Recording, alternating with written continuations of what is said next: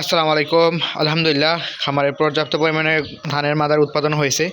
Season শেষ উপলক্ষে আমরা এই ধানের মাদারগুলো উৎপাদন করেছিলাম, যাতে সিজনের শেষে আমরা ধানের মাদারের সংকটে না পড়ি, তার জন্য এই মাদারগুলো উৎপাদন। আর আলহামদুলিল্লাহ অনেক ভালো মাইসিলাম রান করেছে এবং অনেক সুন্দর মাইসিলাম রান করেছে। যদি আমি একটা প্যাকেট দেখাই আপনাদের যে কী পরিমাণ মাইসিলাম রান করছে, এই দেখেন, এটা সম্পূর্ণ রেডি হয়ে গেছে এবং খুবই চমৎকারভাবে মাইসিরামটা রান করছে।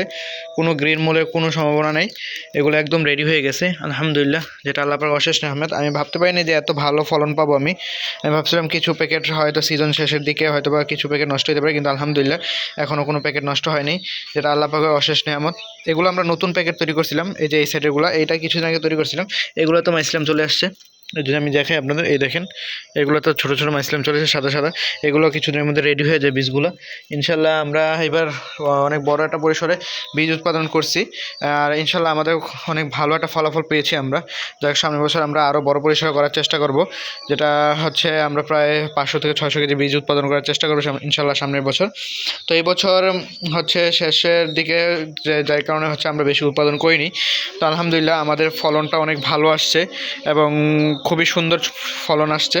তো আমাদের জন্য দোয়া করবেন, আর যদি কারো মাদার লাগে আমাদের সাথে যোগাযোগ করতে পারেন, আমাদের পেজে নাম্বার দেওয়া আছে। তো আমাদের জন্য দোয়া করবেন। আসসালামু আলাইকুম।